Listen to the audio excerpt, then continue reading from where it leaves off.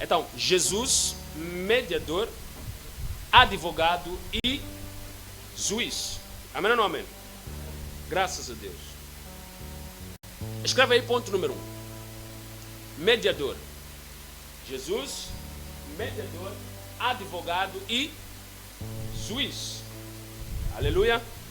Jesus, mediador, advogado e juiz. Escreva aí, por favor. Mediador. Mediador. Mediador. Mediador. Ponto número 1. Como mediador, Jesus. Como mediador, Jesus. Como mediador, Jesus reconcilia os homens com Deus. Como mediador, Jesus reconcilia. Reconciliar significa unir. Como mediador, Jesus reconcilia os homens a Deus. Amém ou não amém?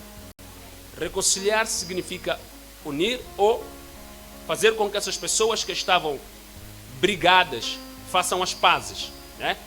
O homem e Deus não tinham paz. Ou seja, o homem estava distante de Deus e era digno de condenação. Mas Jesus reconcilia o homem com Deus, fazendo com que este homem voltasse para Deus. Amém ou não amém? Então, estamos a dizer aqui, como mediador, Jesus reconcilia os homens de Deus, né? Reconcilia os homens de Deus ou a Deus. Vírgula. Pois com seu sacrifício, Cristo compra os homens para Deus. Vírgula. Pois com seu sacrifício, Cristo compra os homens a Deus, ou para Deus. Compra os homens para Deus.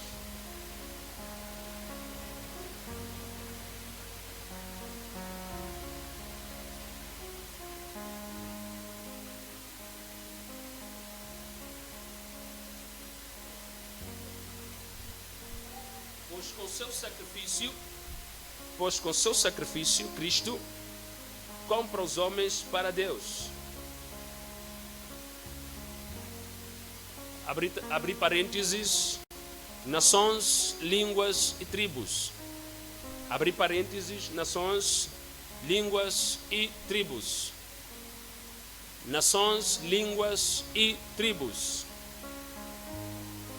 Com seu sacrifício, compra os homens para Deus. Nações, línguas e tribos. Apocalipse capítulo 5, versículo 9. Aleluia. Estão aqui, queridos? Graças a Deus.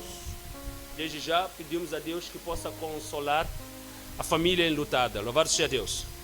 Que Deus console a todos aqueles que perderam, ou seja, aqueles que perderam seus entes queridos hoje. Em particular esta família que está aqui há mais de 2 casas, ou se não, depois de 2 casas. Graças a Deus. Apocalipse capítulo 5, versículo do número 9. Alguém já chegou lá? O que é que diz a palavra de Deus aí? Diz o quê? O que é que eles cantavam? Diziam o quê? O que é que eles diziam nesse cântico? Digno és de tomar o livro. Alguém acha que Jesus não é digno de tomar o livro aqui? Alguém acha que Jesus não é digno de tomar o livro? Aleluia, que igreja. Alguém acha que Jesus não é digno de tomar o livro aqui? Jesus é digno ou não é digno? Então levanta a sua voz comigo. Digno és de o quê? E de fazer o quê? Abrir os seus selos. Por quê? E com o quê? Compraste a quem? O quê? Homens de todas as... Mas o quê? E o quê? E mais o quê? Aleluia! Alguém pode aplaudir a Jesus aqui? Aleluia! Curva a sua cabeça, querido. Vamos falar com Deus. Pai, te damos graças, louvamos o teu nome. Agradecemos por nos dar esta oportunidade de podermos te servir. Não o fazemos porque somos melhores que os outros, mas o fazemos porque o Senhor nos concedeu graça para o fazermos. A ti pertence a honra, a glória, o poder e o domínio para todos sempre. Agradecemos pela presença do teu Espírito neste lugar. Em nome de Jesus. Amém. Graças a Deus. Quem puder, traga uma salva de palmas.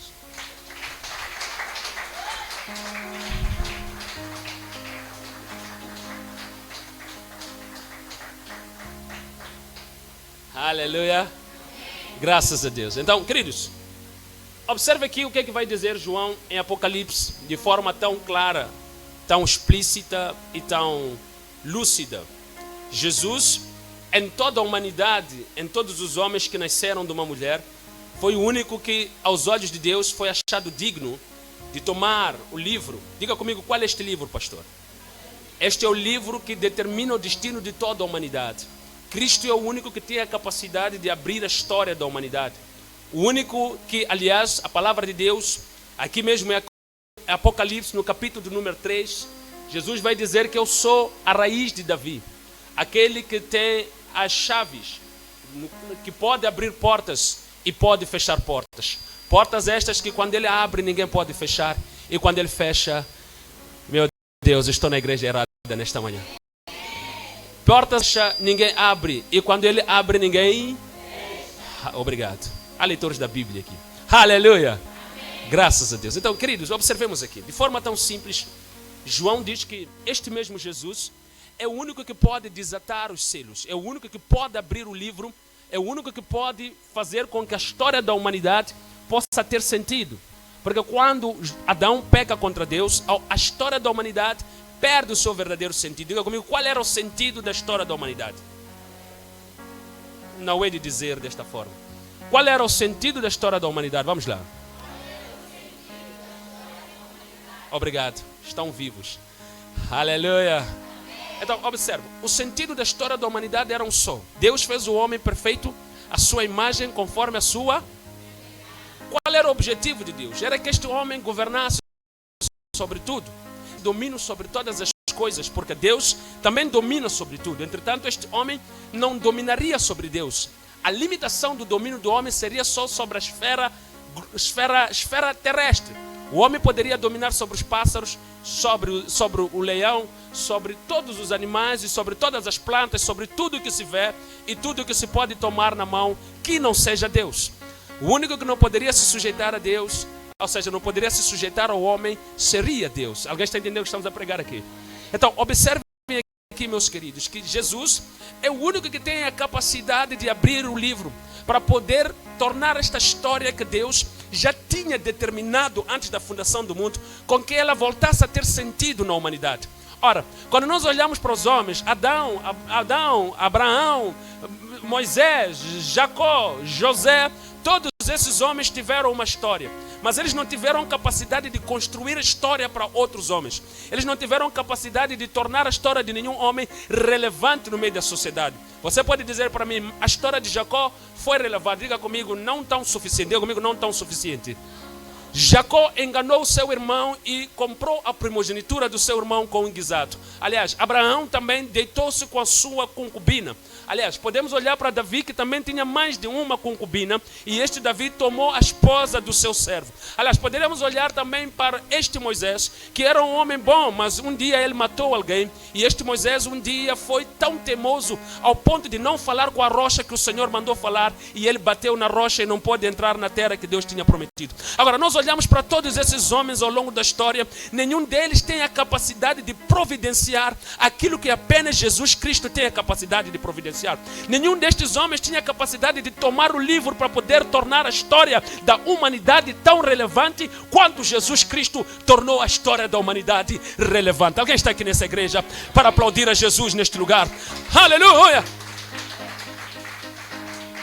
Oh, obrigado, Jesus. Nenhum homem poderia tornar a nossa história tão relevante, tão importante. Então, João, estando lá nos céus, na sua visão, ele pergunta: olha, quem é a pessoa que vai abrir este livro, abrir esses selos, desatar tudo isso?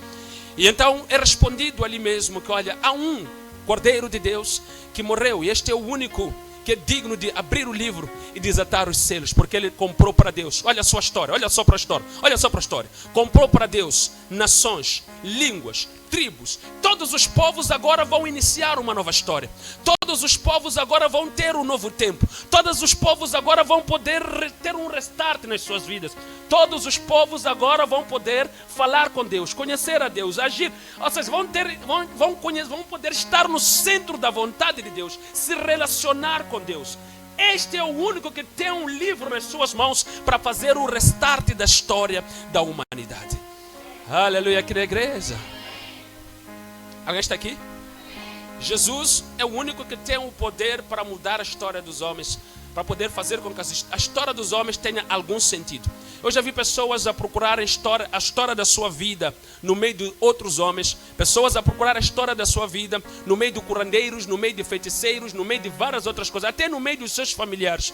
Mas há uma coisa que Jesus vai dizer no livro do Apocalipse: a única pessoa que possui chave para abrir tudo é Jesus Cristo e ninguém mais. Alguém está aqui nessa igreja? Aleluia. Então, voltemos aqui, queridos. Observe bem. Paulo, na sua primeira carta, que você há de abrir agora, a Timóteo, capítulo de número 2, versículo de número 5, ele vai dizer de forma explícita, muito rapidamente. Já estás com a sua Bíblia? Graças a Deus. Segunda carta de Paulo a Timóteo, capítulo de número 2, versículo de número 5. O que é que ele vai dizer aí? Eu disse segunda, eu disse primeira. Eu disse segunda, eu disse primeira. Oh, meu Deus. Perdão a esse velho aqui. Aleluia. Perdão a esse o quê? Já está gaga. Segunda carta de Paulo a Timóteo, capítulo de número 12, primeira, veja só. Eu gosto de segunda, enquanto é primeira. Aleluia. Primeira carta de Paulo a Timóteo, capítulo 12, versículo de número 5, diz que porque, o que é que há? O que é que há? Há um só Deus. E quem mais? Entre quem? Quem é esse mediador? Abraão? Não. Esse mediador é Abraão? Esse mediador é Josué? Esse mediador é Jacó? Esse mediador é... Quem mais? Davi? Esse mediador é Moisés? Esse mediador é o pastor? Esse mediador é você? Quem é o mediador?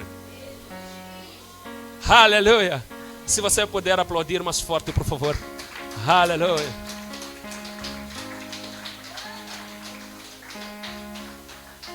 A história da humanidade não faria sentido sem isto. Irmãos, é importante que você perceba o que nós estamos a pregar aqui. Há uma coisa que eu gosto e gosto de facto. É quando eu vou à igreja, o meu objetivo é sair de lá enquanto aprendi alguma coisa. Eu não posso ir à igreja por hábito, porque olha, eu tenho que ir porque um dia, etc. Porque... Não. Eu tenho que ir à igreja com um objetivo claro. Deus fala comigo e eu quero sair dali enquanto aprendi Bíblia. Bíblia é o meu foco. Alguém está aqui nessa igreja? Bíblia é o meu o quê? Aleluia. Então, observe aqui, queridos. Nós dissemos que, olha, João, estando lá diante dos anjos, nos céus, tendo sido arrebatado, ele percebe que o único que pode abrir o livro e desatar os selos, quem é? É Jesus Cristo. E Paulo, ao escrever para Timóteo, confirma isto. Confirma de forma clara, porque quem tem poder para reconciliar os homens com Deus? Quem? Quem tem este poder? Jesus Cristo. Jesus é o único que tem o poder para reconciliar os homens com quem? Com Deus. Pastor, eu já sei disso. Eu sou crente há 10 anos. Eu já sei disso. Sei tanto que o irmão um dia deixou de confiar em Deus. Irmãos, às vezes há coisas que a gente acha que é pregação para novo convertido e já não é pregação para nós porque estamos na igreja. É tão estranho que nós agora estamos à busca de um alimento que não é sólido. Enquanto o alimento sólido é aquele que fomos dados quando ainda nos convertíamos. Não estou a dizer? Alguém está a entender isso? Quando nós falamos de Jesus, estamos a servir o alimento sólido. Quando nós falamos sobre a mediação que Jesus trouxe por meio da sua morte para os homens, estamos a servir o alimento sólido. Este alimento é o alimento que quando o homem se alimenta com ele, ele vai poder viver toda a sua vida, até que Jesus venha enquanto estiver bem nutrido e bem alimentado. Alguém está entendendo o que estamos a pregar aqui? Alguém está entendendo o que estamos a pregar? O alimento sólido consiste em nós perseverarmos no conhecimento da pessoa de Jesus Cristo. É nós termos as nossas vidas assentes apenas na pessoa de Jesus. Aleluia. Aleluia. Graças a Deus. Vamos aqui. Ele diz que não há outro mediador entre quem? Deus e... Por quê? Porque há um só Deus. E este Deus, que é único, ele proveu uma única forma das pessoas se mediarem com ele, das pessoas aproximarem-se dele. Essas pessoas não poderiam se aproximar dele se elas não fossem mediadas por esta pessoa que o próprio Deus instituiu, que deve ser a pessoa que deve lhes aproximar de quem? De Deus. Jesus aproxima as pessoas de Deus. Ele garante com que este homem que estava em problema com Deus, agora faça as pazes com Deus. Amém ou não amém? Então, observe aqui mais uma coisa interessante. Hebreus, capítulo número 12, versículo número 24. Para você entender que Jesus, ele é o mediador. Ele é o quê? Ele é o mediador de pessoas culpadas, de pessoas que não eram dignas, de pessoas que estavam longe de Deus. Jesus é o mediador. Lembro-me de uma pregação de Jonathan Edwards, quando ele diz: pecadores, pecadores, pecadores, pecadores, pecadores. Ok? Ele diz o que? Jonathan Edwards diz pecadores o quê?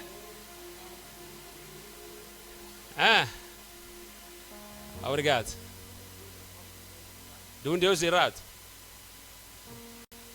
Ok, quando saírem daqui, vão para o YouTube hoje, os vossos megas tem que ser ouvir esta pregação, tá bem? Jonathan Edwards. Nós somos pecadores terríveis. Nas mãos de quê? Nas mãos de um Deus irado. Nós somos pecadores nas mãos de um Deus irado. Entendeu? Então, Jesus torna-se mediador para garantir que a ira de Deus se aplaque. Deus irado, ao olhar para o sangue de Jesus, ao olhar para Jesus, ele abranda a sua ira e recebe-nos. Alguém entendeu esta mensagem? Deus estava tão irado, mas quando Jesus verte o seu sangue, a ira de Deus branda e Deus estende a sua mão para nós. Aleluia. Está alguém aqui nessa igreja? Já foram para casa, queridos? Então, observa aqui. Hebreus capítulo 12, versículo de número 24. O que é que vai dizer? Diz o quê? Leitores da Bíblia estão aqui? Vamos lá então. Diz o quê? E a Jesus, quem é ele? Mediador de o quê? De uma nova aliança. Mediador de o quê? De uma nova aliança. Mediador de uma nova aliança. Houve uma primeira aliança que foi feita em tábuas, senão em pedras. E esta aliança foi recebida em Sinai. Moisés foi a pessoa responsável por tomar essa aliança, essas pedras, e ainda guardá-las numa arca que foi conhecida como arca de quê? Arca de quê? Arca de aliança. Esta arca da aliança albergava as pedras que Moisés recebeu. Foi Moisés o responsável por garantir com que o povo se aliançasse com Deus no Velho Testamento. Foi Moisés que garantiu com que o homem, com que as pessoas pudessem voltar pelo menos a ouvir alguma coisa sobre Deus e tentar seguir alguma coisa que lhes aproximasse de Deus. Todo aquele que observava os 10 mandamentos de Deus naquela altura, essa pessoa estava isenta de qualquer culpa. Estava bem, porque esta aliança fazia com que o homem, pelo menos aos olhos de Deus, pudesse ser visto como um simples justo. Mas ainda não era um justo justificado pela maior de todas as alianças. O testamento de Moisés termina quando um outro testador vem. Quando o outro que vai escrever agora um novo testamento, ele vai sentar-se com os seus e vai dizer: este é meu corpo e este é meu sangue. Comam e bebam, porque esta é a nova aliança que é feita por vós. Aleluia!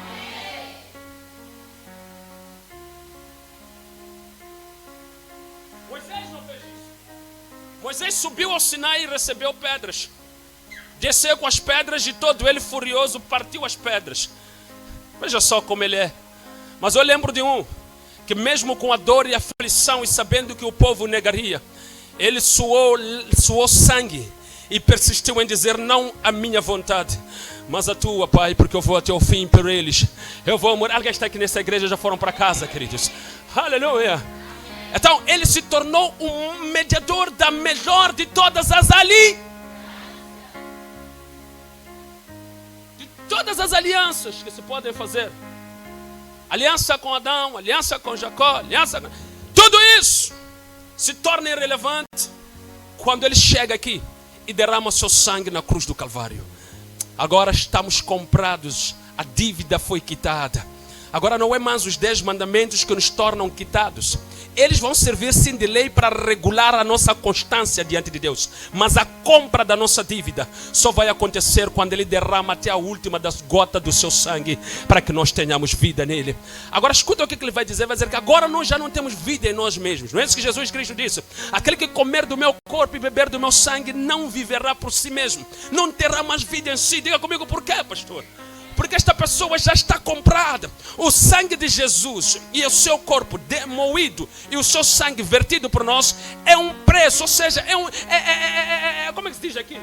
É um preço pago por um resgate de pessoas que estavam mortas, estavam destituídas da glória de Deus. E ele então diz que olha, o meu corpo e o meu sangue é o resgate suficiente para tornar essas pessoas agora dignas de estar na presença de Deus. Aleluia. Está alguém aqui na igreja? Eu acho que mesmo com isso aqui não adianta. Aleluia. Podemos ir mais um pouco? É uma maravilha. Falar de Jesus é uma maravilha. Ele torna-se, escuta o que Hebreus vai dizer. Torna-se o que, Jesus? Torna-se o que, Jesus? Mediador de o quê? Na igreja onde eu fui, onde amo Jesus, as vozes estavam bem altas. Eu fico curioso, se estou na igreja certa, é que amanhã, próximo domingo, tenho que ver bem agendas. Estou a entrar em igrejas onde Jesus não é conhecido. Aleluia. Vamos lá. Ele torna-se o quê? Ele torna-se mediador de uma... Mas essa aliança, Hebreus classifica como sendo o quê? Essa aliança, como é que ela é? Versículo 24, diz que... Diz o quê? Aí? Hebreus 12, 24, não é? Diz o quê? Não, diz que Jesus, mediador de uma nova aliança. O sangue do quê? Que fala melhor do que... O sangue de Abel denunciou Caim. O sangue de Jesus nos chama para Deus.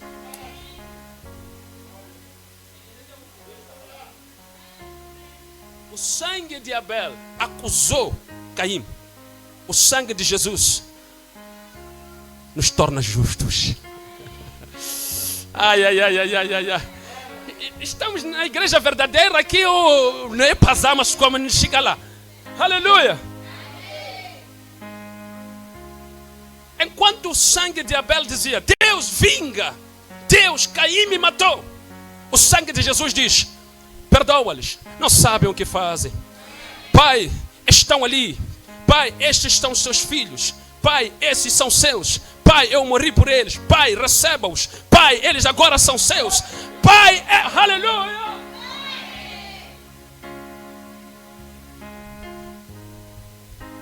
Está a entender a mensagem de Deus aqui? Está a entender o que Jesus está trazendo para nós agora? Então, Jesus é o mais excelente de todos os mediadores e o sangue mais excelente a ser derramado para fazer com que os homens se reconciliem com Deus. Porque os bodes que eram antes sacrificados, os carneiros que antes eram sacrificados, não tinham essa autoridade. eles poderiam servir apenas para que aquele homem pudesse se sentir, percebe? Se sentir não mais culpado, mas diante de Deus a culpa permanecia, até que Deus proveu um cordeiro de verdade, para que o... Aleluia! Aleluia! Alguém está aqui? Então, veio o mediador e nós agora temos paz com Deus. Paulo diz que agora que Cristo deu a sua vida por nós, agora que nós estamos em Cristo, nós temos paz com quem? Temos paz com quem? Não é isso que está escrito, irmão Eduardo? Agora que nós estamos em Cristo, agora que Cristo veio, deu a sua vida por nós, nos reconciliou com Deus, temos o que com Deus? Paz. A mão de Deus está aqui, a minha mão está aqui. Está quitado. Talvez você... Irmãos, quantos são casados aqui? Assim, quantos são casados? Quando vocês casaram, vocês têm padrinhos, né? Quando casam, há padrinhos, verdade ou não? O que são os padrinhos? Padrinhos não é para resolverem problemas. Apenas, não. Padrinhos é para nos acompanhar na nossa jornada. Entretanto, num dia em que houver alguma situação que nos inquiete, nós chamamos os padrinhos. O que são os padrinhos naquele momento quando há um problema? Mediadores. O papel deles é chegar e dizer, olha, minha filha, meu filho, vocês falharam nisto. Agora eu vos digo, tenham uma nova oportunidade, sigam a vida, etc, etc. Certo ou não certo? Esse é o papel dos padrinhos, mediar. Jesus também fez isso. Entre homens e mulheres, entre homens e Deus, que estavam separados. Jesus chegou e disse, agora tua mão e tua mão juntem-se pelo meu sangue. Aleluia. Eu dou o meu sangue para que a mão dele, o meu Pai, e a vossa mão possa se juntar. Alguém está aqui nesta igreja? E fizemos as pazes com Deus. Alguém tem paz com Deus aqui? Por meio de quem? Por meio de quem? Aleluia. Graças a Deus. Podemos continuar só mais um pouquinho? Hebreus capítulo 8, versículo número 6.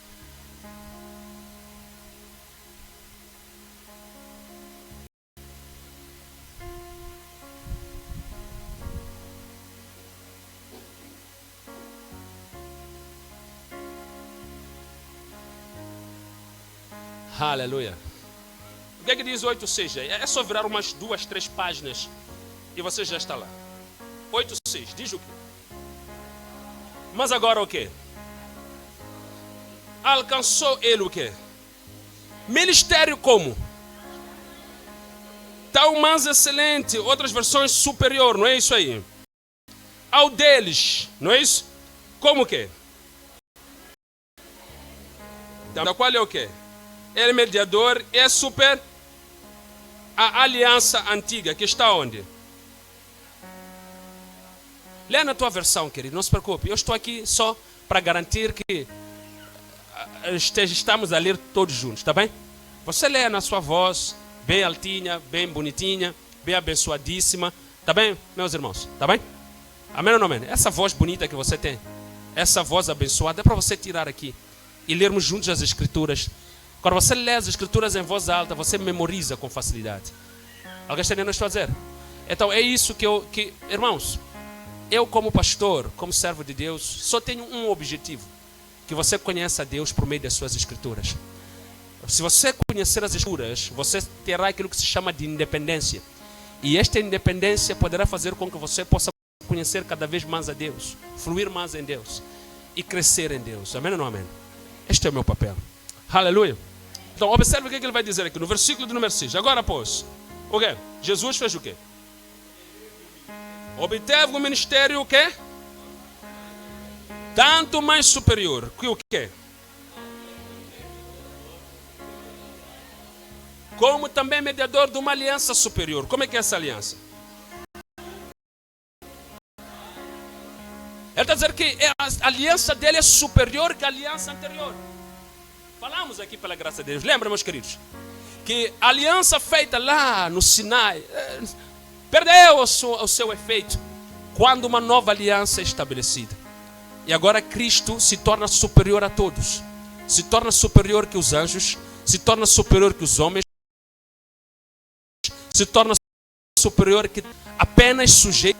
A Bíblia diz, a ele Deus sujeitou todas as coisas, sendo apenas Deus o único que não está sujeito a Jesus. Amém ou não amém? Então, este Jesus, pelo seu sangue, faz com que haja uma nova aliança superior que a aliança do Sinai. A aliança do Sinai eu tinha que andar a decorar, não matarás. Mas com a nova aliança, por meio do Espírito de Deus que é derramado no meu coração, eu me lembro, da palavra que Deus estabeleceu aqui. É por isso que é muito importante o crente ler a Bíblia e ser cheio do Espírito Santo. Porque quando você lê a Bíblia e não tem o Espírito Santo, você se torna um filósofo. Até pode se tornar ateu. Porque você vai duvidar e vai questionar. Porque o que está escrito aqui não é para ser calculado pela mente humana. É apenas para ser instruído ou liderado. Ou seja, traduzido, interpretado. Essa é a verdade, é a palavra que eu queria. Pelo Espírito Santo. Se você não tem o Espírito Santo, você vai morrer lendo a Bíblia. Mas se você tiver o Espírito Santo, você terá vida lendo a Bíblia. Alguém está aqui nessa igreja?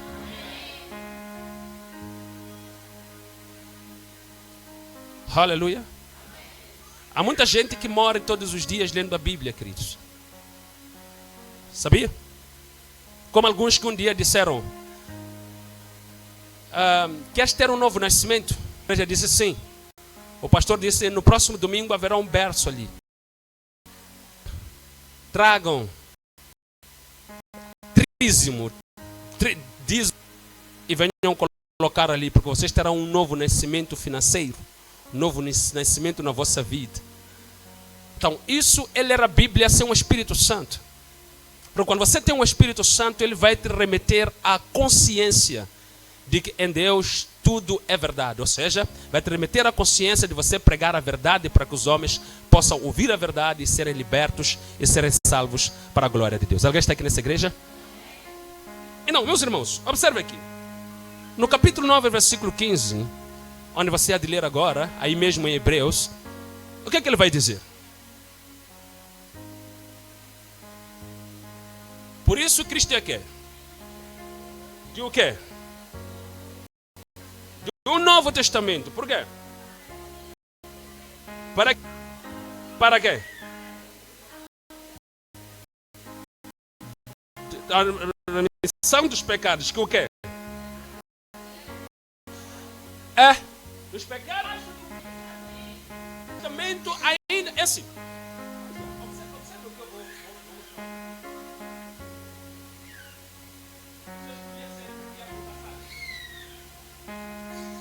Conhecem Titia Futassan? Titia Futassan, conhece?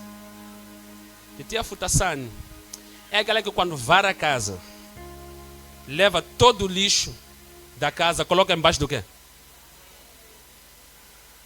Não conhecem Titia Futassan, vocês? Só espero que ninguém se identifique com ela aqui. Aleluia. Só espero que não hajam aqui amigos da Tia Futassan. Amigas, aliás, da Titia Futassan. Aleluia. Amém ou não amém? É isto que fazia a aliança antiga.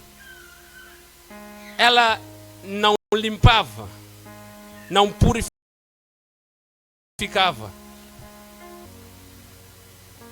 Os pecados ficavam lá. Ela não limpava. Está alguém aqui nessa igreja? Não limpava, você continuava pecador. Mesmo obedecendo a aliança, você continuava pecador. Mas quando veio a nova aliança, Cristo pelo seu sangue limpou a casa, limpou as vidas dos homens.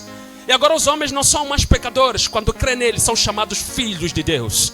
Porque já não há condenação sobre eles, não há mais pecado sobre eles. Alguém pode aplaudir a Jesus aqui?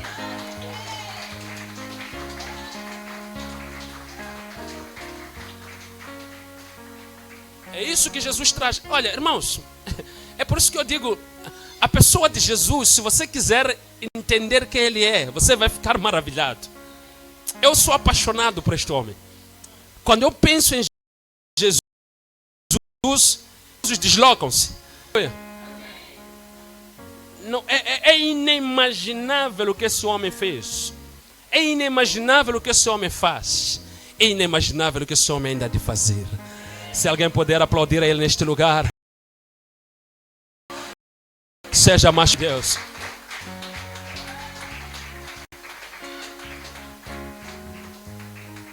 Meus queridos, de forma tão simples e tão maravilhosa e tão doce e tão suave, precisamos de entender isto. A velha aliança era boa, era. Os homens se alegravam nela, se alegravam. Mas quando veio a nova aliança, ela provou porque que ela era necessária sobre os homens. Diga comigo, por quê, pastor? Porque ela purifica. Aleluia. Na velha aliança, ou seja, poucos homens, ou senão alguns homens, é que eram dignos de ter Deus como seu habitador. Esses homens não eram habitados por Deus. Aliás, até aqueles que eram cheios do Espírito Santo, o Espírito Santo não habitava neles, porque não eram puros. Não havia uma limpeza total. Ora, queridos, se eu te convidar a uma casa, você sabe que o lixo fica, e você ter que ficar lá dentro, você fica por muito tempo. Não, você não vai ficar, porque é tão nojento aquilo. A casa está limpa, até parece limpa, mas ela não é limpa. Mas pelo sangue de Jesus deixou de parecer, agora é. Pelo sangue de Jesus deixou de parecer, agora é.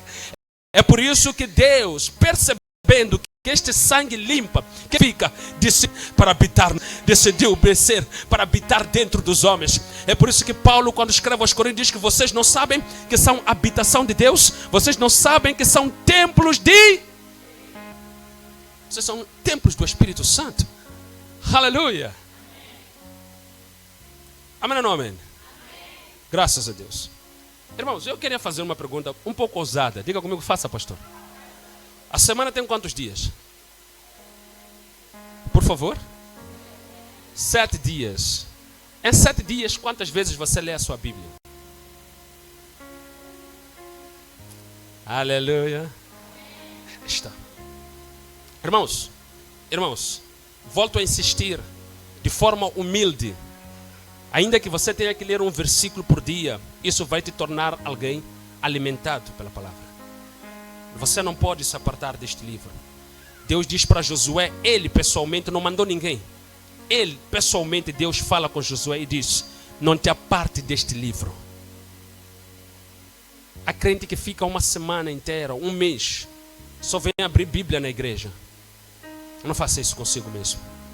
Leia a tua Bíblia. Pastor, eu não sei ler. Tudo bem, procura alguém para ler para si. Baixe áudios bíblicos, já existem agora na internet. Não sei, pastor, não sei como baixar e nem tem um telefone que baixa. Tudo bem, nós vamos te auxiliar. Mas não fica aí. Vamos arranjar um irmão, vai passar a ligar para si, vai ler um versículo, 2 versículos. Mas por favor, não fique aí sem ler a palavra de Deus. Aleluia. Venha comigo aqui, venha comigo. Diz que por isso ele é o quê? Mediador de uma nova aliança. Para que intervindo a morte, para a remissão dos pecados, sobre a primeira o que vai acontecer? Os chamados recebam o quê? Recebam o quê? A promessa da herança é... Aleluia. Olha para mim aqui, olha para mim aqui, olha para mim. É assim, queridos, observem. Na aliança anterior, todos aqueles que observassem o que Moisés trazia nas tábuas, tinham direito a entrar na terra prometida. Essa terra prometida hoje está em guerra. Os palestinos dizem que é deles. Aliás, nem existem palestinos. Quem deu o nome palestinos foi um escravagista, um homem que tomou aquele território. E para humilhar os judeus, chamou aquela terra de Filistina. Na verdade, Palestina é isso. O original de Palestina é Filistina, que significa terra dos filisteus, maior dos inimigos filisteus. Então, para Deus, depois de tomar a terra, eles batizaram ali como Palestina, ou senão Filistina, que significa terra dos filisteus. Certo? Então, esta terra que eles observavam as tábuas, e todos que observavam as tábuas entravam nesta terra. Hoje, esta terra já nem é totalmente deles, porque disputam com outras nações, porque lutam com outras nações. Mas há uma herança que Pedro vai dizer que é incorruptível, que essa é indisputável, seja com meu pai, seja com minha mãe, seja com minha tia, seja com meu vizinho, ninguém pode me arrancar essa aliança, porque eu sou digno dela por meio do sangue que Jesus derramou na cruz do Calvário. Aleluia! Entendeu agora? É por isso que está a dizer que a maior promessa vai ser notória na segunda aliança. Esta segunda aliança que é a aliança onde Cristo é o mediador. Porque na primeira houveram promessas, cairão bênçãos do monte Gerizim para ele, e ele será bendito ao entrar, será bendito ao sair. Essas todas promessas, claro, obviamente, aquele que obedece a Deus, Deus até hoje não deixa de ser leal com essa pessoa. Mas as promessas desta aliança não vigoram apenas, ou seja, não vigoram para o material, porque o material é consequente, meus irmãos. Uma vez obedecendo a Deus, já é consequente, mas há uma coisa que esta aliança veio trazer: não é o pão, não é o arroz, não é a batata, não é o emprego, mas é a vida eterna. Aleluia! Prova, pastor. Diga comigo, prova, pastor. Ele diz o quê? Os chamados, para que os chamados, não é isso? Recebam o quê? Recebam o quê? Herança eterna. É para isso. É para? Sim. Quando nós estamos em Deus, meus irmãos, a Bíblia diz que o justo, Deus conhece as aflições do justo. Já vi, como é que diz? Fui moço, não é? Agora sou o quê? Sou adulto. Mas nunca vi. Nunca vi o quê? A mendigar por pão. Alguém um dia fez essa questão e disse: pastor, tudo bem. Vamos imaginar que um irmão não está a trabalhar, não tem condições, e ele tem que pedir ao outro irmão. Eu acho que ele está mentindo. Não. A diferença entre mendigar e providência. Quando você é um irmão, você está viciado. E quando você mendiga, significa que você está fora do centro de Deus. Escuta, eu estou a dizer uma coisa. Você pode pedir a mim, pedir ao irmão Amoni, pedir ao irmão Eduardo, pedir à irmã Dalva, pedir ao irmão... Você está a viver dentro da providência de Deus. É por isso que a igreja primitiva entendeu isto. Vendiam os ricos as suas propriedades e davam também aos providência.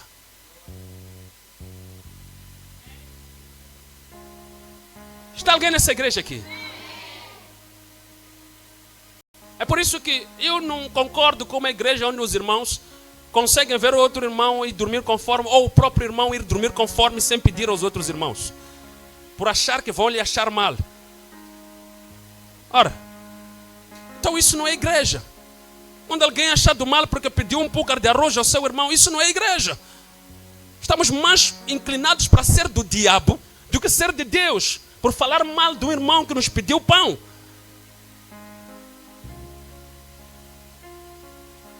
Acabou o amém aqui? A igreja primitiva, as pessoas vendiam. Eu chegar, pegar minha propriedade de 2 milhões, 35 milhões, vender, pegar aquilo ali e distribuir com os irmãos, para que todos nós tenhamos alguma coisa, pelo menos, para podermos nos alimentar.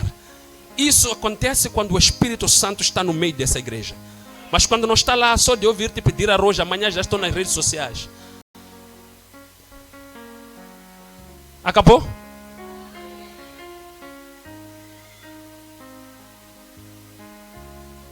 Tiago diz que a maior e melhor de todas as religiões é esta: visitar o órfão e a viúva, não é isso? Ajudar o necessitado. Maior religião. Se você se diz religioso e fala mal de mim porque eu te pedi pão, então você é igual ao diabo. Acabou o amém aqui nessa igreja. Aleluia. Acabou? E se você também vê o teu irmão que não tem nada, João diz que há muitos que dizem que tem fé por aí. E a fé deles é só para pedir: Senhor, me dá, eu creio que vou ter emprego. A fé das pessoas termina aí. Mas escuta o que Tiago vai dizer sobre a fé. Diz que a fé sem obras é o quê?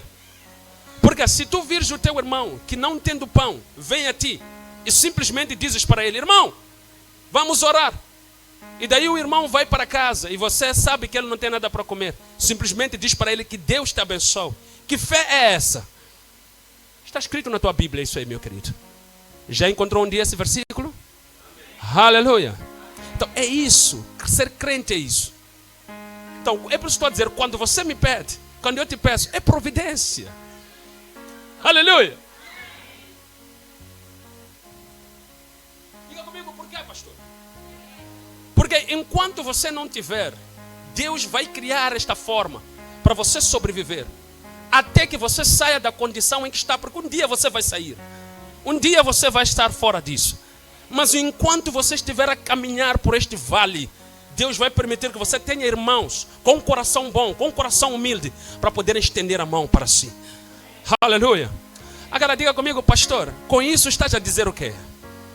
Estou a dizer que não é para você ser preguiçoso. Mas enquanto você não puder, enquanto você estiver a passar dificuldade, ajude. Mas vai procurando, vai batendo portas, vai fazendo alguma coisa, porque Deus certamente irá honrar o teu esforço. Alguém está aqui na igreja ou já foram para casa? Aleluia.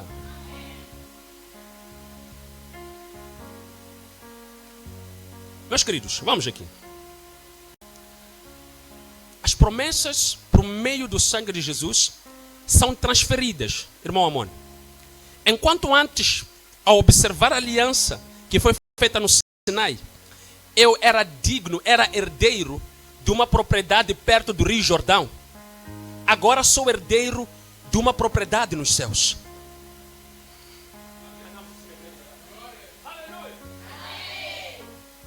Enquanto antes, ao observar a aliança que foi feita no Monte Sinai, eu era digno, meu irmão Eduardo, de ser herdeiro do que Abraão foi prometido desde o dia em que Deus falou com ele para sair da sua parentela. Agora, quando eu obedeço o que Jesus fez, quando me entrego a Jesus, agora sou digno de estar lá, entrar na cidade pelas portas. Você tem que entender a diferença dessas duas alianças. Isso é o que baralha a igreja. É por isso que hoje você tem mamanas, tem papás, que se sujeitam a qualquer tipo de lixo. Porque não entendem que a morte de Jesus não foi para o material, porque o material já tinha as suas promessas a partir da aliança anterior.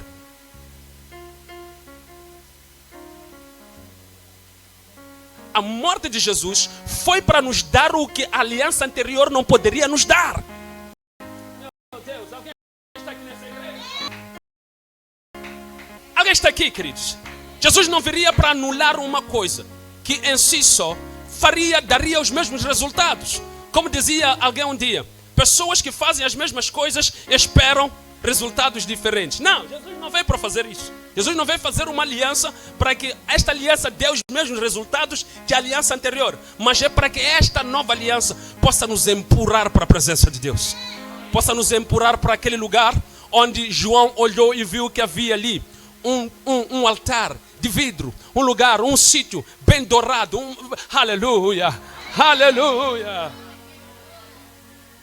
Foi para que todos nós pudéssemos aceder àquele lugar, pudéssemos entrar na cidade pelas portas. Jesus diz que ficarão de fora os cães, aqueles que mentem, amam, cometem a mentira, os adúlteros, ficarão de fora, mas aqueles que se sujeitaram a esta nova aliança, aqueles que as suas vestes entrarão pelas portas. Aleluia.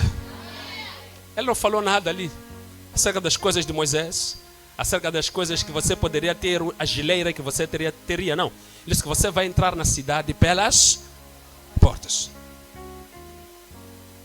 Amém ou não amém? Vamos juntos aqui. Levantamos 3 pontos, não é isso? Dissemos que ele é mediador. O que mais? Advogado. E o que ele seria mais? E juiz. Então agora vamos olhar para ele como advogado. Como mediador já entendemos, né? Como mediador entendeu? Entendeu que ele usou do seu sangue para quê? Para comprar-nos, para quê? Para Deus. E nos reconciliar com quê? Porque nós estávamos, vou usar uma expressão que é vulgar, estávamos brigados com Deus. Então ele veio para fazer as pazes, pegar a nossa mão e pegar a mão de Deus e dizer que é pelo meu sangue eu selo a vossa união. Aleluia. Vocês já viram o que o pastor faz aqui no dia do casamento, né? Ele lê um livro e manda os dois dizerem na morte, na morte não, Que é isso? Na pobreza. Aleluia.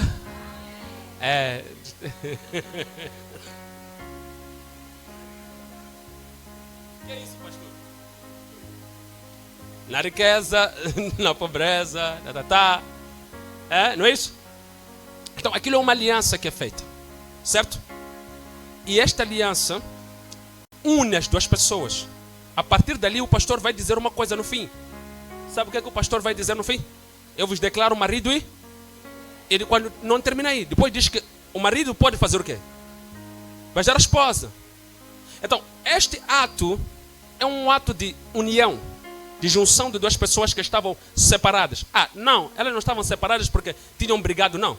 Não tinham brigado. Neste caso não tinham brigado, mas eram duas pessoas que estavam separadas. É por isso que ainda em Gênesis, Adão profetiza. Diz que deixará pai e mãe e unir-se-á a sua esposa e serão um só. É uma só carne, certo? Então, quando se torna uma só carne, significa que essas pessoas já eram duas, divididas. Agora são um. É isso que Jesus veio fazer. Estávamos divididos de Deus, separados de Deus. E Ele nos reconciliou, agora somos um com Deus. Está alguém aqui nessa igreja? Amém. Aleluia. Está alguém aqui? Amém. Aleluia. Jesus, que eles sejam uns conosco. União, unidade. O amém está aqui? Então, vamos observar aqui como mediador. Aliás, como advogado. Diz o seguinte. Como advogado,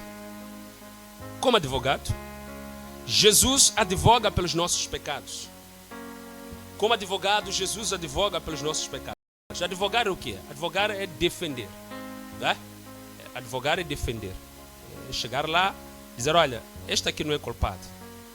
Como advogado, Jesus advoga pelos nossos pecados. Agora vais ficar assustado com isto. Vírgula. Em caso de tropeço. Eu pensei que eram todos. Não. Em caso de tropeço.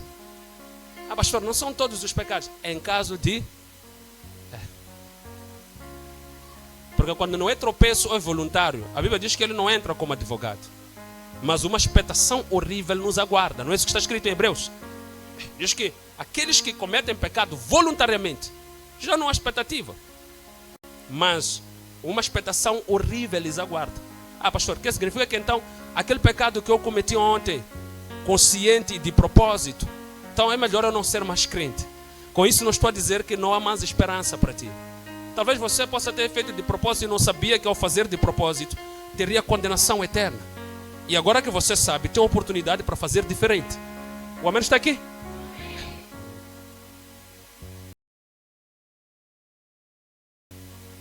Mas quais são as consequências? Então, qual é a desculpa que vamos ter? Agora aí já é arrogância, é petulância. Mas agora, quando eu faço uma coisa, ainda que seja propositada, mas eu não sei qual é a consequência daquela coisa propositada que eu fiz. Entendeu o que estou a dizer? Por que Adão não achou perdão? Por que como é que chama aquele? Esaú não achou perdão? É que Esaú sabia que primogenitura não se vende. Havia uma promessa de Deus de tornar todos aqueles que fossem primogênitos, através dele, uma linhagem, povos que seriam descendência para Abraão. Porque por meio de Abraão, Deus queria trazer o Messias. E o que Esaú queria fazer? Esaú queria romper este trato. Olha, você não pode olhar para a venda da primogenitura de Esaú, dizer que ele não foi perdoado simplesmente porque foi uma primogenitura. Não. Precisa de entrar na história. Precisa de entrar no propósito pelo qual Deus chamou Abraão. Quando Deus chama Abraão, o propósito dele é que por meio dele possa nascer uma nação. E por meio dessa nação possa nascer o Messias, que seria o Salvador. É por isso que, para você observar bem a história, Deus não deu muitos filhos a Abraão, ele em pessoa. Só teve 2. Aliás, um deles acabou desaparecendo. E ficou um, que é o herdeiro desta aliança. Alguém está entendendo isso? O herdeiro desta herança. Então, por meio dele, também, Isaac só teve 2 filhos. Então, não é possível só com 2 filhos, só com um, você ter multidões que enchem como as estrelas do céu, como a areia do mar. Então significa que Deus, de uma forma alegórica, estava a dizer que por meio de Abraão virá aquele que vai comprar nações, línguas e tribos, e irá encher como estrelas e como areia da praia. Aleluia! Então Esaú, diga comigo por ordem, pastor. Ele deveria ser a pessoa que tomaria ou continuaria com esta aliança. Mas ele abortou dessa aliança. Ele recusou de cumprir a vontade de Deus. Diga comigo, não entendi, pastor. Esaú não fez o que Jesus fez. Na última hora, Esaú disse: para que me vale a primogenitura se eu tenho fome? E Jesus disse: tenho sede, tenho fome, tenho dor, mas seja feita a sua vontade. Aleluia! Aleluia!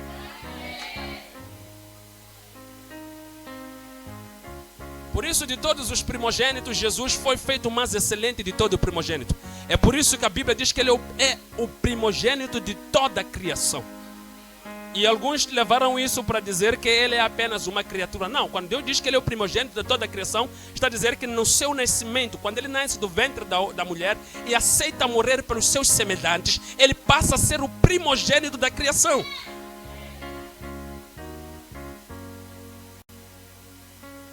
Aleluia.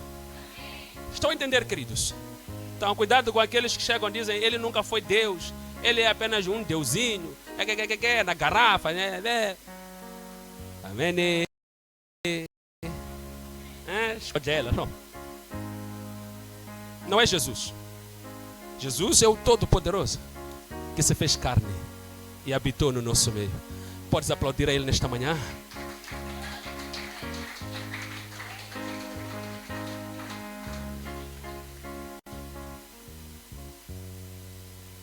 Meus queridos, vamos aqui. Como advogado, Jesus advoga pelos nossos pés em caso de tropeço. Vírgula. Ele, por ser um advogado justo, ele é um advogado justo. Vocês sabiam que a maior parte dos advogados não são justos, né? Eles defendem causas, mas eles não são justos. Não. Há advogados justos que não entram em algumas causas. Só entram quando a pessoa está sendo feita de vítima. Ou seja, quando a pessoa está sendo usada, ou seja, quando a pessoa é vítima, desculpa. Então ele entra para defender os direitos daquela pessoa. Agora, há advogados que entram para poderem defender o culpado. Não no sentido de culpado porque é inocente, ou seja, porque o fez sem querer. Há culpados que acabam tendo que ser inocentados porque não o fizeram de propósito. Foi, como é que se diz? Legítima defesa. Tantos esses elementos podem tornar alguém inocente, considerando a causa que levou a pessoa a cometer aquele erro. Verdade ou não? Agora, mas há advogados injustos, que mesmo sabendo que este indivíduo é corrupto, fez de propósito, chega lá e defende. Sabem disso, né? Então, Jesus não é esse advogado. Jesus é o advogado que advoga por aqueles que mataram por legítima defesa. Oh, meu Deus. Aleluia. Está alguém aqui na igreja? Quando eu digo que mataram por legítima defesa, não estou a dizer para sair e matar as pessoas, né? Apenas estou a mostrar no contexto da nossa vida natural e aquilo que Jesus faz. Amém ou não amém? É apenas uma contextualização. Não estou a dizer que você tem que me matar. Não. Amém ou não amém? Vamos juntos aqui. Dizemos que como advogado, Jesus advoga pelos nossos, que em caso de tropeço, ele por ser um advogado justo, apenas advoga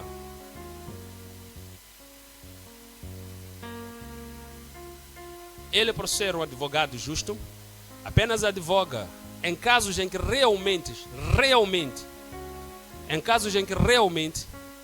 o crente fez o quê?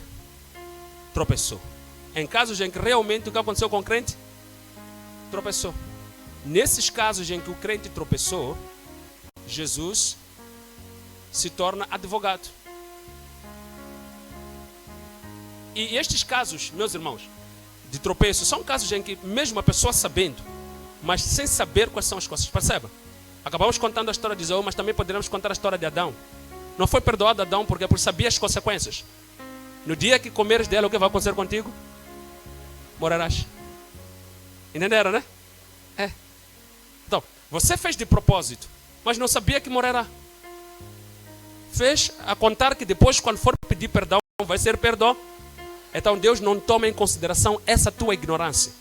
Mas agora que você já sabe,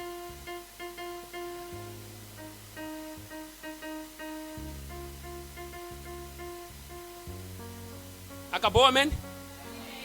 Tenha muita atenção. Irmãos, por que a santidade não é uma questão de escolha? Porque eu vou me santificar. É porque, primeira coisa, nós não sabemos o dia e a hora em que Jesus há de voltar. Verdade ou não? Eu posso deixar de cometer todo o pecado possível se eu soubesse que Jesus, até a tarde de hoje, aliás, eu poderia não deixar, de cometer todo tipo de pecado. Se eu soubesse que Jesus já há de voltar à tarde de hoje, sabe o que eu faria? Eu pecaria. Quando forem Adão. E 12 horas ele me levava. Agora, por que eu tenho que viver em santidade? É porque eu não sei o quê? Simples. Mas irmãos, estão a entender agora por que nós pregamos santidade? E ela se torna algo tão relevante mais que tudo. Por quê? Porque temos que estar toda hora preparados.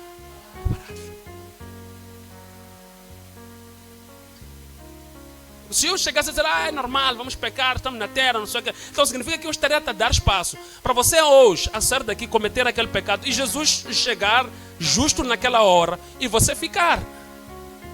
Não é o que aconteceu com as 5 virgens. Não sabiam a hora, o dia, ficaram olhar. Nós estamos com as nossas lamparinas aqui, a qualquer momento. Nós sabemos o dia, acho que elas sabiam, né? Sabemos quando é que ela é de voltar, por isso nem vamos nos preocupar. Ficaram na mesma até o fim. Quando chegou o dia, não entraram. É por isso que a santidade é muito importante. Isso não é coisa de pastor, não é coisa de igreja, é coisa de Deus. Deus é que demanda a santidade. Amém ou não amém? Venha comigo, diz. Dissemos aqui que em casos em que o crente realmente tenha tropeçado, não é isso? E não em questões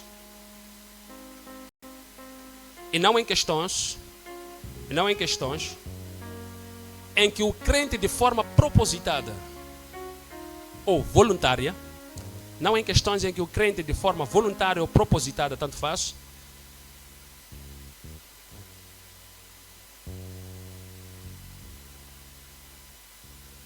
forma voluntária ou propositada, não em questões em que o crente de forma voluntária ou propositada tem cometido ou tem feito o que não agrada a Deus. Tem feito ou tem cometido o que não agrada a Deus.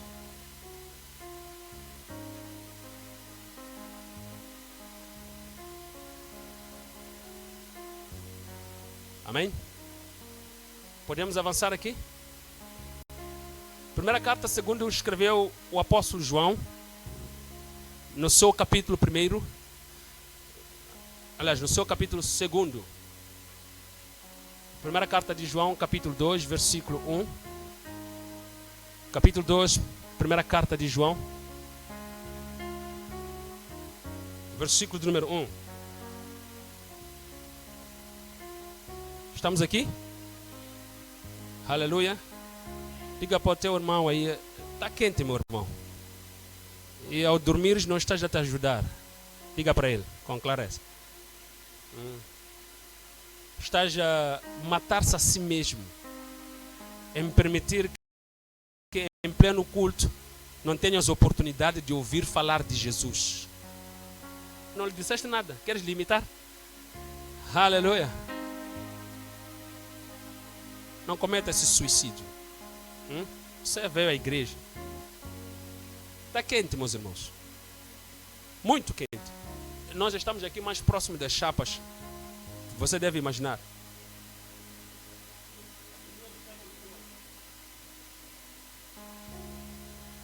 Vai chegar bem? Ok.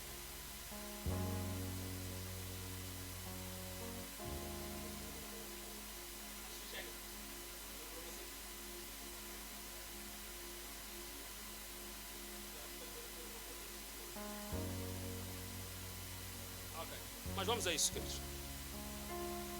Capítulo 12, versículo do número 1 diz: Filhinhos meus, o que eu fiz ao escrever essas coisas?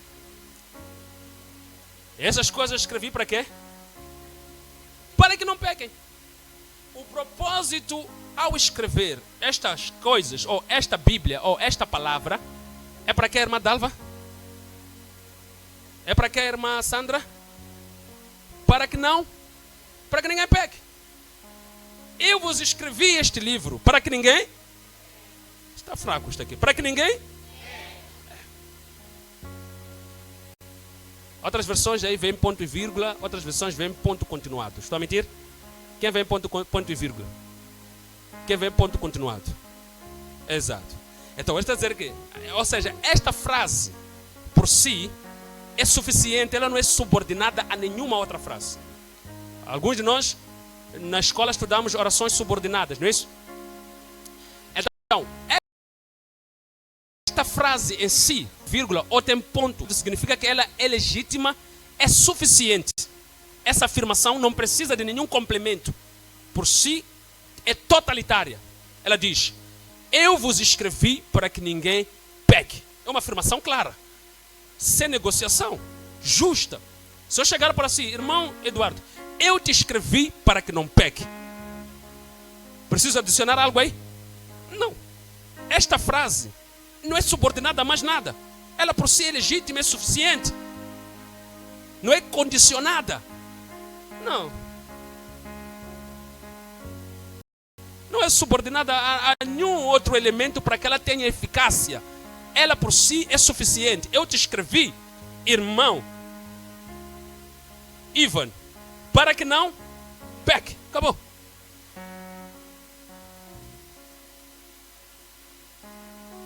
Ponto. Ou ponto e vírgula. Veja. Depois o que ele diz? Ele já dá uma outra informação. Agora ele está a dizer que o que aconteceu? Se alguém pecar, ou seja, se significa você vai viver anos, vai viver séculos sem pecar, segundo a primeira frase, certo ou não certo? Segundo a primeira frase, você pode viver sem pecar. Te escrevi para que não peque. Foi por isso que eu te escrevi. Entretanto, veja só, porque não é normal, percebe? Pecar. Veja o que ele diz. O normal é o que ele disse sem nenhuma condição. Ele diz que não disse que te escrevi para que, se possível, você fazer o quê? Não pecar. É isso que ele disse. Por quê? Porque é uma frase, ou seja, ele não é condicionada. Ela expressa uma vontade deliberada, uma vontade direta, realística, uma vontade que não é, como é que eu posso dizer? Não pode ser negociada. Eu te escrevi para que você não peque. Não é uma suposição, não é uma utopia, não é uma ideia, não é um pensamento, não é um... Não. É uma afirmação. Escrevi para que não peque. Ponto e vírgula. Agora veja só o que é uma... Como é que eu posso dizer? Uma condição, uma situação, uma circunstância. Veja como começa a circunstância. Como é que começa a circunstância? Já está. Isso é circunstancial. E se alguém... O que significa aqui?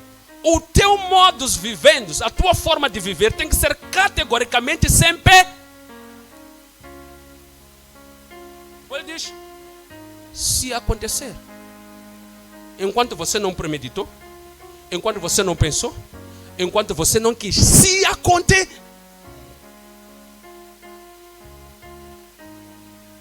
Está alguém aqui nessa igreja? Se você estiver a caminhar na sua santidade, na sua justiça, na sua retidão, na sua integridade, e de repente, do nada, sem se aperceber, tropeçar.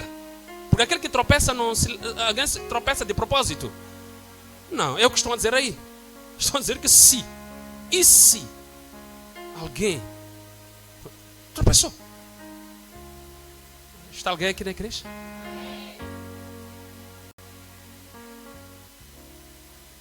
Se alguém tropeça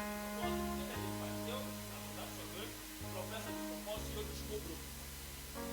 Se alguém tropeça de propósito, eu descubro que essa pessoa tropeçou de propósito. Sou o primeiro a lhe bater ali mesmo. Aliás, nem preciso dizer muito. Nossas mães nos lembram isso, né?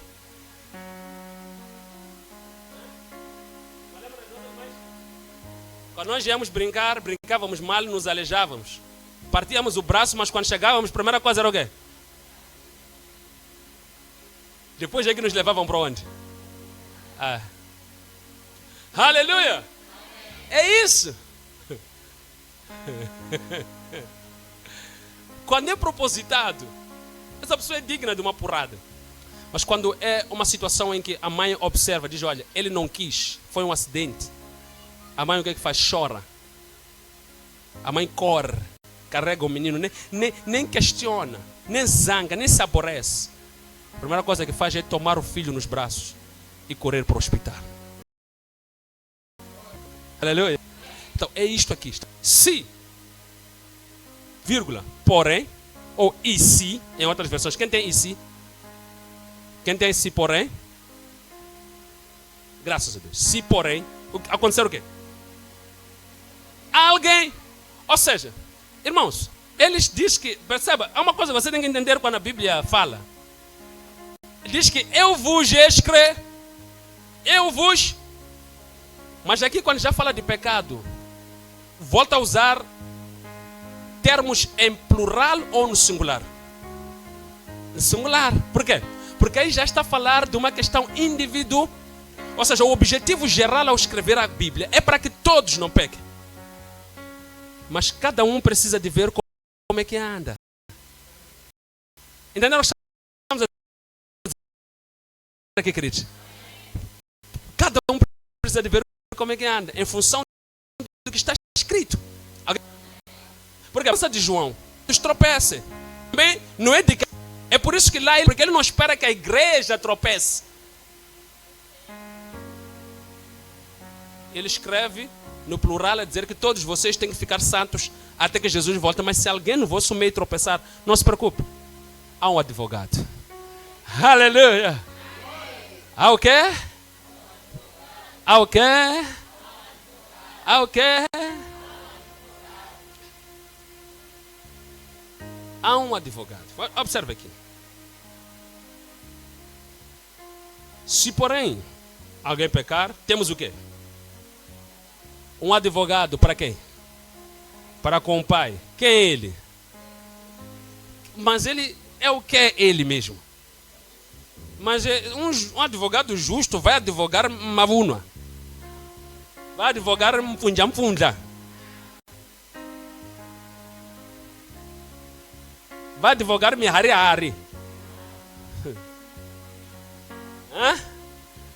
Ele é justo. Então ele entra. É que ele não pode mentir. Não pode chegar a ele dizer: pai, perdoe o Vicente, ele não sabia.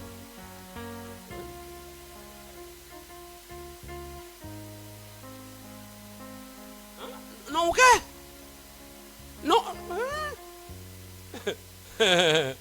É por isso que estão a dizer que ele é um advogado. Sabe, se João sabe, a Bíblia, eu gosto da Bíblia porque é um livro completo. Ele tem tudo, ele esclarece tudo. João, para não deixar dúvida nos seus ouvintes, porque muitos iriam pecar, depois voltariam, mesmo sabendo a verdade, ele diz: esse advogado, meus irmãos, é o quê? Não façam me arrear para depois dizerem que tem advogado. Porque este advogado aqui é o quê?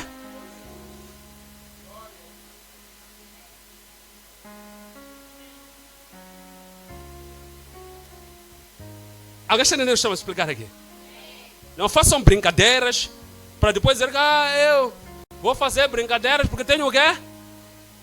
Não. Este advogado aqui, meus irmãos, é o quê? Ele só entra numa causa em que ele sabe que o indivíduo é inocente ou até é culpado, mas tropeçou. Não o fez de propósito. Tá cheio, nem que sama quarto no congelo. Como está nito. A paz do Senhor, irmão.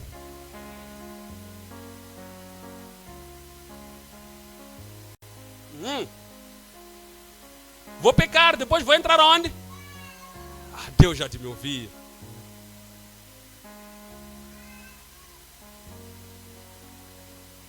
Isso é brincar com a inteligência de Deus. Percebes fazer? É fazer de Deus um manequim que está disponível para fazer a tua vontade. Mas Deus não está para fazer a nossa vontade. Deus está para fazer a vontade dele. Não a nossa. Agora, se ele é manequim que nós podemos manipular, podemos dizer, ok, tudo bem, não tem problema, eu vou pecar à vontade, eu sei que estou a pecar e também sei qual é a consequência do meu pecado, mas eu vou pecar porque às 17 tem aquela oração das mamãs, onde no meio da oração o moderador diz, ai, que isso amém. E como ela dizia, Valério, vou aproveitar ali mesmo, entregar, para ver se ele me perdoa.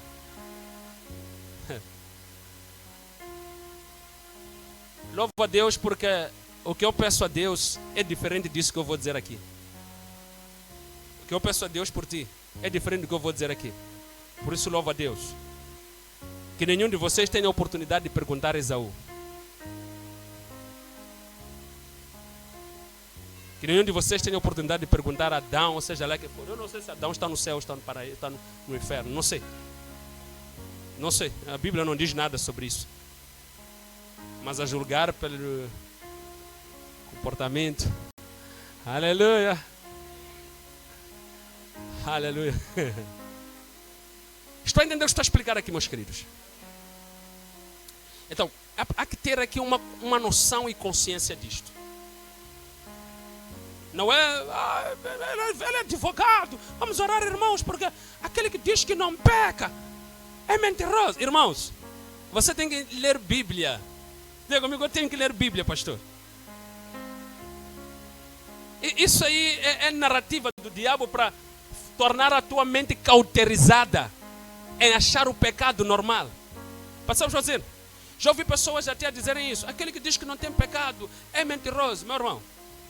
O que a Bíblia diz ainda ali no livro de João? Aqui, diz que aquele que é justo, ninguém vos engane, meus irmãos. Porque aquele que pratica a justiça é... Então, quando João escreve aqui no seu primeiro capítulo, perceba o capítulo como ele introduz. Ele está a apresentar Jesus à igreja. Está a dizer que a igreja, eu estou a escrever para vocês aí algo acerca de Jesus, o qual morreu pelos vossos pecados. E se vocês entendem que não são pecadores para o aceitarem, então vocês estão a dizer que Deus é mentiroso. É o que ele está a dizer. Leia bem o contexto, meu irmão. E você diz que aquele que diz que não tem pecado faz de Deus mentiroso. Por quê? Não está a dizer que aquele que é crente, que anda em santidade, tem que ficar a dizer, eu não posso dizer que não tenho pecado. É que aqui na terra não há que ele não tem pecado. Não é isso que está a dizer a Bíblia ali. Está a dizer que aquele que não reconhece que é pecador para aceitar Jesus, está a dizer que Deus é mentiroso e que não enviou Jesus para morrer pelos seus pecados.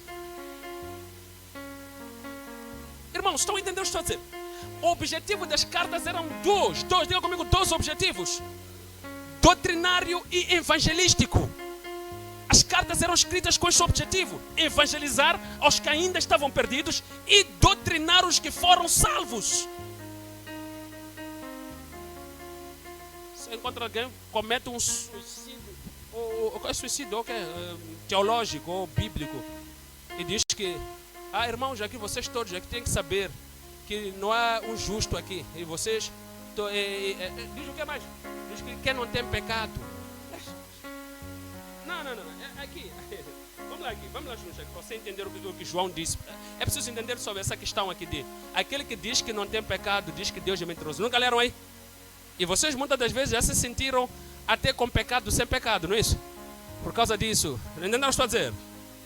E isso desencoraja-te a viver em santidade. Enquanto Deus te encoraja a viver em santidade. Agora, você tem que entender em que contexto João está a dizer isso. Quer entender? Algumas versões vêm aí, andando na luz, como subjeto aí. Então, João está a apresentar Jesus às pessoas. Vamos lá. Veja como ele começa no versículo. Diz o quê? O que era desde o quê? O que vimos, o que com os nossos olhos contemplamos. As nossas mãos tocaram. Isso proclamamos. Ele começa a mostrar que está a proclamar o evangelho de Jesus àqueles que ainda não eram crentes. Não estamos a proclamar isso. Proclamamos com respeito ao verbo da vida. Pois a vida foi manifesta em nós e vimos e testificamos dele. E vos anunciamos a vida eterna que estava com o Pai e que nos foi manifesta. O que vimos, ouvimos, isso vos o evangelho, para que sejam salvos. Então, no primeiro capítulo, João está a tratar da questão evangelística, onde ele chama as pessoas que ainda não conheceram Jesus a conhecer Jesus, para eles não ficarem nos seus pecados e dizerem, nós somos justos, nós estamos... Não. Como disse Paulo, não há um justo sequer, mas uma vez aceitando Jesus, somos justificados. Então, ele está a dizer aqui, primeiro ele está a dizer aos seus ouvintes, olha, não fiquem orgulhosos já a dizer que não tem pecado. Se vocês disserem isso, estão a dizer que Deus é mentira, que Deus não enviou o verbo que nós vimos no versículo 1, que nós vimos e tocamos. Esse verbo esteve no nosso meio. E se vocês dizem que não tem pecado, então estão a dizer que Deus não enviou o verbo. Isso é uma mensagem evangelística para chamar os que ainda não são crentes para que sejam. Uma vez sendo crente, então João escreve para eles no capítulo 12. Diz que eu vos escrevo para que vocês não...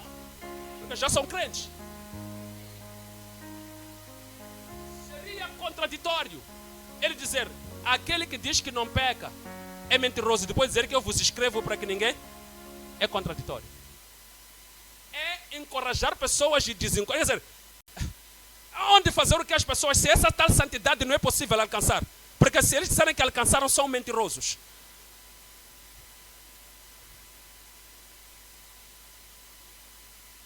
Pode vir comigo aqui na Bíblia. Você gosta de Bíblia mesmo? Está consigo a sua Bíblia aí? Levanta ela um pouquinho, por favor. Não tem problema se é smartphone. Eu sei que estavas no WhatsApp. Levanta. Aleluia. Eu sei que enquanto eu pregava, estava no Facebook, não tem problema, levanta. Brincadeira, querido, está bem? Venha comigo aqui, vamos lá. Entendeu? Por que você tem que ler Bíblia? Para você entender que ele está trazendo uma mensagem evangelística, observa aqui, diz. Estas coisas vos escrevi, para que a nossa alegria seja completa. Ou seja, para que vocês creiam e nós fiquemos satisfeitos. Ou seja, o João, ao pregar o evangelho para os perdidos, ele se alegrava, porque pessoas iam ser salvas. Versículo de número 5. Esta é a mensagem que dele ouvimos. Estão a ouvir, meus queridos? Então João está a anunciar uma mensagem que ouviu de Jesus. Qual é? Arrependam-se, porque é chegado o reino dos céus. Creiam no Jesus, porque ele salva, não é isso? Que dele ouvimos. E vos anunciamos que Deus é o quê? E que nele não há treva nenhuma. Então venham a ele, não é isso? Se dissermos que temos comunhão com ele, mas andamos em trevas, mentimos. Ah, não, eu sou crente, eu conheço Deus. Não há como. Todos vocês pecaram. Se vocês querem a ele, venham para a luz. A luz que é Jesus, que se manifestou, o que ele diz no primeiro capítulo. Venham para a luz. Amém ou não amém? E andam em trevas, e andarmos nas trevas, mentimos, e não praticamos a verdade. Se porém andarmos na luz, com ele na luz está. Com ele na luz está. Porém, se porém andarmos na luz, com eles na luz está. Temos comunhão uns com os outros. E o sangue, veja só. E o sangue de quem? Aqui ainda está a apresentar o evangelho, está a mostrar para eles a importância de serem lavados com quê? A importância de serem lavados com quê? Pregação do evangelho para salvação aqui. esses ainda não são crentes. Ele está a dizer que eles estão nas trevas e precisam de conhecer a Jesus para serem lavados pelo sangue e andarem na luz. Entenderam, meus queridos? E pelo sangue, e uns com os outros. E o sangue de Jesus, seu Filho, nos purifica de todo o pé. Vocês são pecadores, precisam de Jesus para serem purificados dos vossos pés. É a mesma pregação que você faz na rua para aqueles que você sabe que não conhecem Jesus. Venha Jesus. Você está nas trevas, você ainda está no mundo, você ainda está perdido. Venha Jesus para que tenha salvação, para que possa andar na luz, para que possa ser lavado pelo sangue de Jesus. Amém ou não amém, queridos? Irmão Eduardo, está claro, né? Então, o versículo polêmico vem aí. Se dissermos o quê? Que não temos, essa expressão está a dizer para os seus ouvintes, se nós, ouvintes de João, dissermos que não temos o quê? Que não temos, aí não é uma expressão contínua, não é? Não temos continuamente pecado. Não está a dizer que se agora vocês disserem que vocês não temos. Ter é uma expressão para demonstrar propriedade. Eu tenho esta toalha, é minha. Se eu disser que eu não tenho esta toalha, estou a ser mentiroso. Se eles dissessem que eles não têm pecado, o que é que estarão a dizer? Estarão a dizer que Deus não enviou Jesus e que não há salvação disponível para eles. Amém ou não amém? Veja só, versículo 8. Se dissermos o quê? Que não temos, o que é que nós fazemos? O que é que há? Mas se nós fizermos o que no versículo 9? O que é que ele é? Para quê? E o que? Nos purificar de toda? Nos purificar de toda injusta. Porque todos pecaram, destituídos estão da glória de Deus, sendo justificados da injustiça.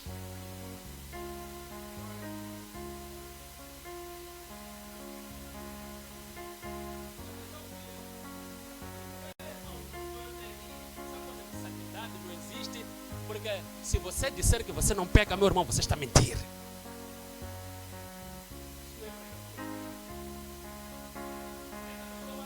Sabe o que ela quer fazer? Quer colocar anestesia na mente das pessoas para quando elas chegarem nas suas casas, refletirem no que disseram e quando o pecado vier, elas já estiverem fracas. E disserem na mesma, não há quem não peca.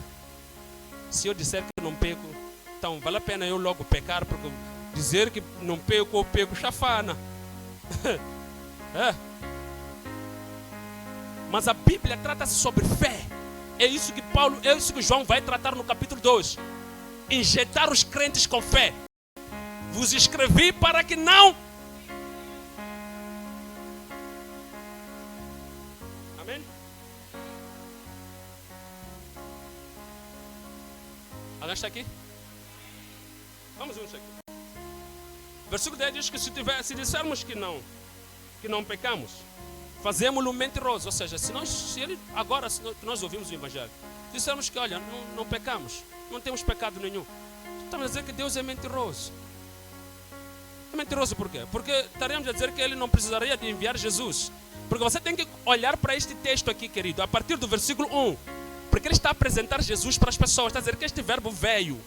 Então, tudo aquilo que ele vai dizer é em função do que ele apresenta nos primeiros versículos. Ele está a dizer que se nós dissermos que não pecamos ou não temos pecado, estamos a dizer que Deus é mentiroso, não enviou Jesus, o verbo que veio e deu a sua vida por nós. Então, tudo isso Paulo diz que se Cristo não ressuscitou, então é em vão a nossa crença. É verdade ou não? É isto aqui. Se Cristo não morreu, logo, para que é que nós estamos aqui? É o que João está a dizer aqui. Se Cristo não deu a sua vida, então o que é que nós estamos a dizer? Por que é que nós temos que estar aqui sentados? João está a confrontar pessoas pecadoras, pessoas que ainda não são crentes. Olha, se vocês dizem que não tem pecado nenhum, então é em vão. Deus não veio, Jesus não veio, não houve nada, não houve evangelho, não houve crucificação. Tudo isso foi em vão. O verbo não se fez carne, não houve nada disso. Entendeu a linguagem de João? Entenderam, queridos? Então, ele está a confrontar os que ainda não creram para que creiam. Quando eles creem, ele vai lhes dizer: filhinhos, vos escrevi para quê? Para que não pequem. Então seria contraditório. Uma igreja é ser dita aqui, não pode dizer que não tem pecado e ao mesmo tempo ser dita que não deve pecar.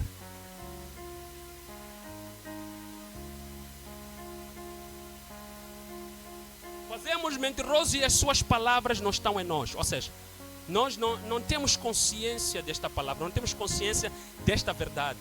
Ela não tem eficácia para nós. Por quê? Porque nós estamos a invalidar o testemunho e a salvação que Deus nos ofereceu por meio de Jesus. Amém ou não amém? Podemos ir mais um pouco só para terminar? Para o ponto número 3. Aleluia. Estão aqui, queridos? Então, quando você chega num sítio e você é crente e você anda em santidade, alguém diz que ninguém pode dizer que não tem pecado. Fica firme, meu irmão.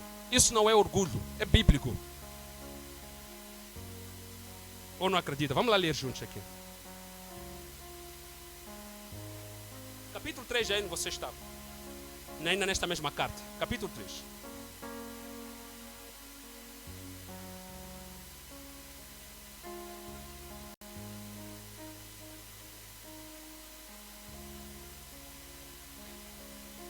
Sete.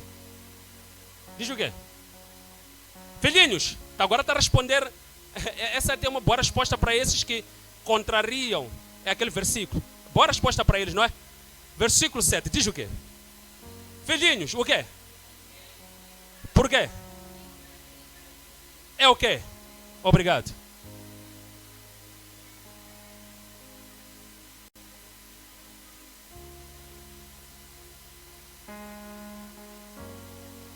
A Bíblia, ela se prega sozinha. Só precisa de alguém para ir lê-la só. Mas ela sozinha já tem pregação aqui.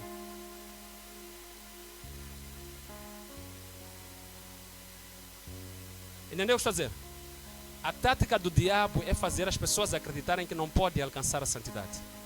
E uma delas também é usar versículos isolados para fazer as pessoas desacreditarem da santidade. Já ouvi um pregador uma vez a usar Romanos para dizer que as pessoas não são justas. Eu disse não faz sentido, isso é uma heresia. Não é justo aquele que ainda não se aproximou de Jesus, aquele que ainda não entregou a sua vida e não dedica a sua vida de santificação a Jesus. Mas aquele que entrou pelas portas, aquele que entrou no caminho estreito, na porta estreita, é justo. É justo. Alguém pode aplaudir a Jesus aqui? Aleluia! Entenderam, meus queridos? Então, saiam daqui com coragem, bravura e ousadia e com certeza de que aquilo que Deus diz que nós temos que ser, porque Ele ainda diz na sua carta, na carta de Pedro, 1 Pedro, salvo erro, diz que sede santos porque eu também sou. Então Deus exige santidade porque Ele sabe que podemos alcançá-la. O amém está aqui na igreja? Não é um pedido de favor. Deus não diz, peço para que sejam santos. Cede! É uma ordem. Porque Ele sabe que você pode. Eu também posso, pela graça dEle. Alguém está aqui na igreja ou já foram para casa? Queremos concluir, queridos. Já vimos como advogado, certo ou não certo?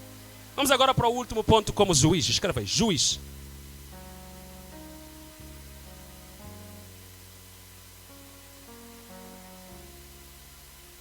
E é interessante, meus queridos, observem aqui, que quando você lê no capítulo 2, continuando, João agora está a mostrar no seu ponto, diz que Jesus é mediador, ou seja, Ele é advogado não só dos nossos pecados, mas do mundo. Então, Ele está mostrando agora a que população Ele está a escrever o capítulo 2. É a população do povo que já é igreja, que já é crente. Quer dizer que esse Jesus não é só advogado dos nossos pecados, mas do mundo. Se o mundo inteiro que ainda é ignorante crer nele, Ele vai lhes perdoar. E eles vão ser justos como vocês. Amém ou não amém? Irmãos, estão a entender o que estamos a pregar aqui? Vamos lá.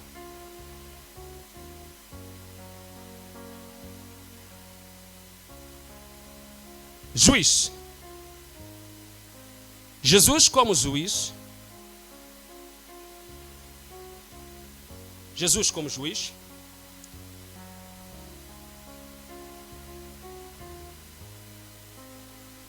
Julga causas de forma imparcial. Essa é a característica dele. Ele é imparcial. Ah, não, é porque eu sou pastor, preguei muito. Senhor, andou em pecado, vai para o inferno. Ah, não, mas eu porque ele é. E chega alguém que nem pregou, nem fez nada, e entrar. Ele é imparcial. Não dá privilégio a uns e a outros. Dá a todos na mesma medida. Amém ou não amém? Jesus, como juiz, ele julga, ou seja, é imparcial. É imparcial. Vírgula. Julgando os casos de forma imparcial. Julgando os casos de forma imparcial, ele paga a cada um segundo as suas obras. Vírgula. Julgando os casos de forma imparcial, ele paga a cada um segundo as suas obras. Julgando de forma imparcial, ele paga a cada um segundo as suas obras. Alguém consegue ir a Apocalipse aí? Vamos muito rapidamente. Capítulo de número 22, versículo 12. Capítulo 22, versículo 12. O que é que vai acontecer? Esquecido, a minha recompensa está com quem? Está comigo para fazer o quê? Para dar a cada um segundo as suas obras. Segundo as suas. A minha recompensa está comigo para vir pagar a cada um segundo as suas obras. Isso é justiça ou não é justiça? Por exemplo,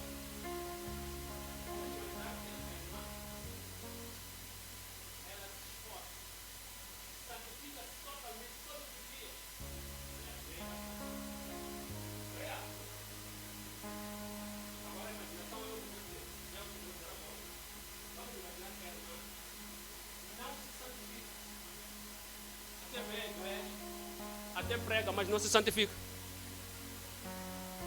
Mas essa irmã aqui, quer ter o mesmo parlamento que ela.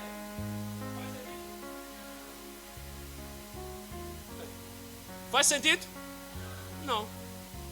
Por quê? Porque enquanto ela se esforçava, ela não estava a se esforçar. Volto de novo para a parábola das 10 virgens. Enquanto as 5 preservavam os seus candeeiros com azeite, a lamparina, tudo, etc., como deve ser, candeeiro e lamparina, o que é isso? Não é? Preservavam os seus candeeiros ali com azeite e tudo. As outras só ficavam à espera do quê? Do noivo. Venha noivo me buscar a si mesmo. Vir noivo te buscar quando você já não é donzela.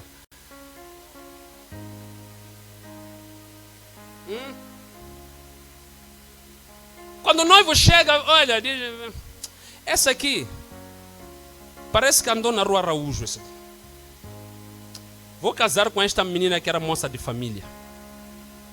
Aleluia! Vocês não acham? Porque quando o noivo chega, ele tem que olhar para as características da sua noiva.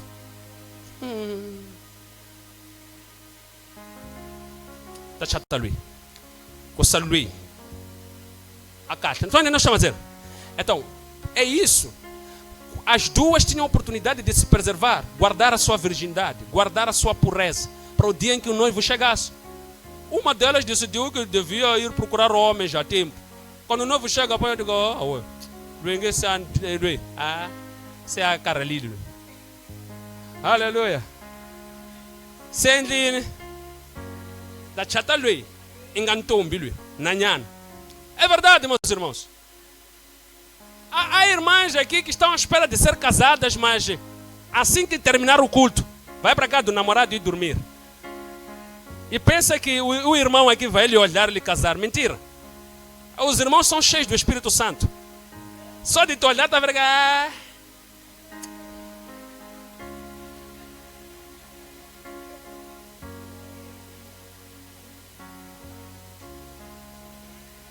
Acabou o amém aqui? Acabou? Assim também como irmãos. Se eu casar com até aquela irmã que canta ali no coral, essa é uma moça honesta, mas você está ali com as desonestas.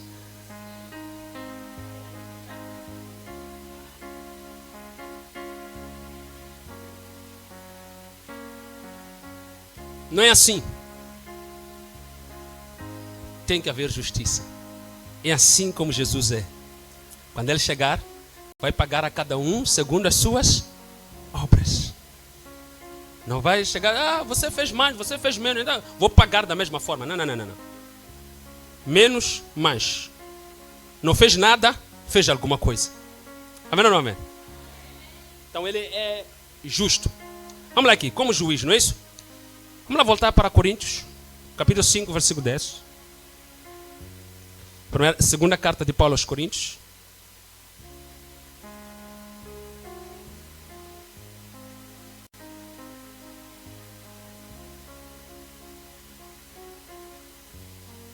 Segunda carta de Paulo aos Coríntios, capítulo 5. Queremos concluir. Versículo de número 10.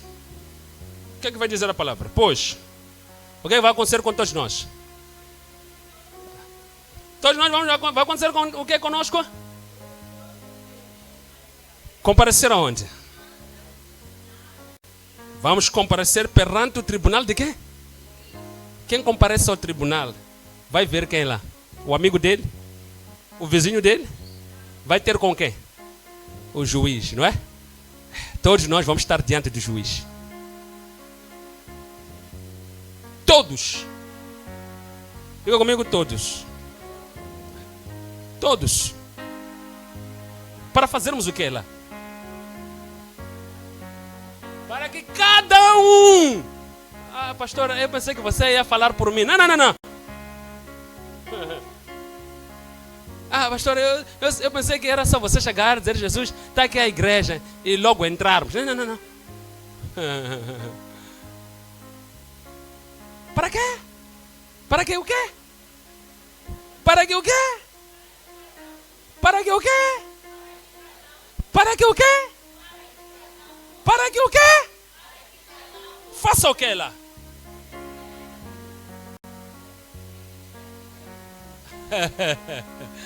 Com o quê? Com o seu? Ou o quê? Ou se fez o mal, o que é que vai acontecer? Qual é o pagamento que vai ter? Estou a falar com o fornicador, qual é o pagamento? O mentiroso, estou a falar com ele, qual vai ser o pagamento? Todos compareceremos. E se você tiver feito o bom uso do corpo, andando em santidade, em justiça, em retidão, o pagamento será a vida eterna com Jesus. Caso contrário, será a morte eterna.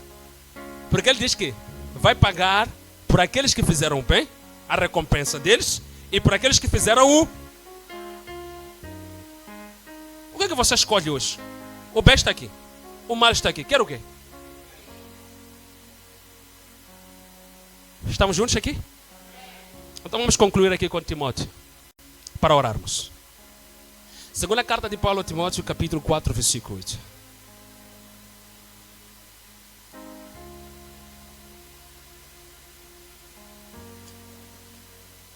O que é que diz aí? Desde agora, a coroa da justiça, o que é que fez? Está guardada. Percebe? Está aí. Paulo sabia que ele é um homem que andou em santidade. Lembra daquilo que aprendemos antes? Tinha consciência da sua salvação. Tinha consciência da justiça e da retidão que ele tinha. E ele está a dizer, Timóteo, há uma coroa da justiça que está à minha espera. Porque enquanto eu andei aqui na terra, andei em justiça. Pagamento. Há um pagamento que me espera, Timóteo. Estarei perante o juiz que vai me pagar segundo a reta justiça que eu andei nela.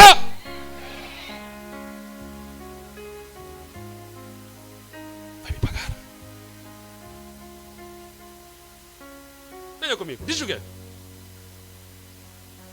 Desde já, o quê? A coroa de justiça me está guardada. Vai ver que eu sei como eu andei nessa terra. A minha coroa da justiça está guardada. Não começaram a fazer no dia que eu cheguei lá. Cada dia que eu praticava a justiça, esta coroa estava a ser preparada, organizada e guardada, para que quando chegar o dia, eu possa receber a coroa da justiça.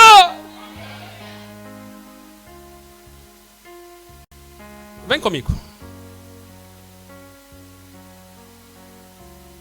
está guardada. A qual quem? O Senhor quem? O Senhor justo juiz. Por que Paulo está consciente de que vai receber esta coroa? É porque sabe que o Senhor é um justo juiz. Não vai lhe imputar mal enquanto ele não fez o mal. Vai lhe pagar pelo bem que ele fez. Então ele está consciente, diz que não, o meu juiz não é como esses corruptos que andam por aí no mundo. Não. Que você mesmo tendo razão, te condenam porque você não tem dinheiro, porque você não subornou. Não. Ele é insubornável.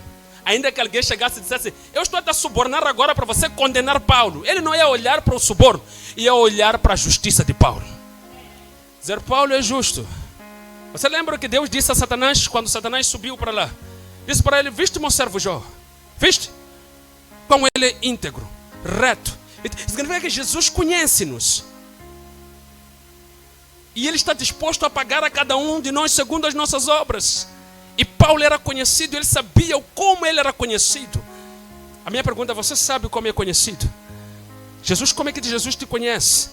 Como é que Jesus te conhece? Como é que Jesus te conhece? Será que você tem uma coroa de justiça lá, que te aguarda? Paulo diz que, olha, eu até quero morrer aqui. Já estou pronto para ser libação. Se você for a ler os versículos anteriores, eu já estou feito aqui libação, já estou pronto para ser morto, degolado, até seja o que for. Porque eu sei que há uma coroa que me espera. Aleluia. Vamos lá. Que me aguarda. A qual quem? O Senhor justo. O que é que ele vai fazer? Me dará naquele. Quando comparecermos aonde? Quando comparecermos aonde?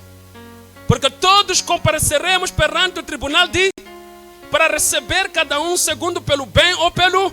Então Paulo já sabe que naquele dia, quando ele comparecer, qual é o salário que ele vai receber?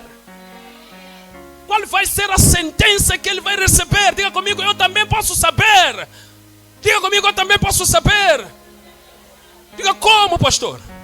Vivendo em santidade, andando em justiça cada dia, você já sabe, você tem consciência qual será a tua coroa ou qual será o teu pagamento. Ninguém tem que te dizer se você vai para o inferno ou você vai encontrar com Jesus. Você mesmo já sabe.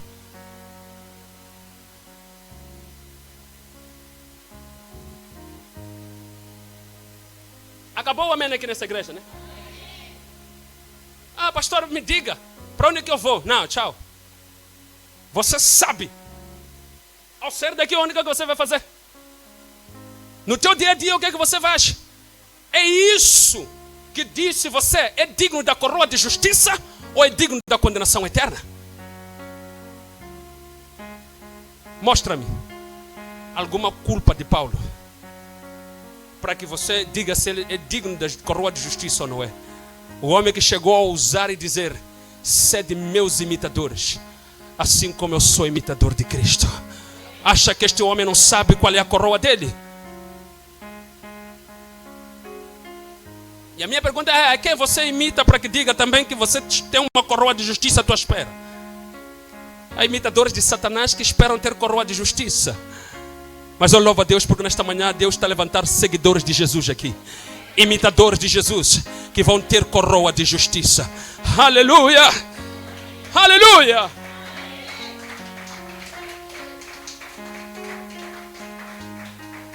Vamos concluir o versículo, queridos. Vamos concluir. Diz o quê?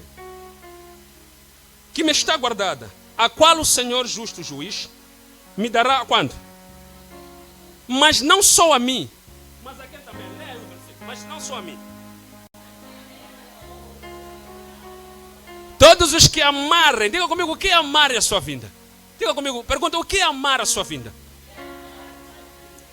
Amar a vinda de Jesus é viver em santidade. Olha, quando você conversa com alguém que vive em pecado, você diz, Jesus está a voltar, como é que essa pessoa fica? Porque sabe que não está pronta. Mas aqueles que o amam, todos os dias dizem, Maranata, Maranata, Maranata, porque eles não devem nada. Como diz o ditado lá fora, quem não deve ir? Quem não deve ir? Quem não deve ir?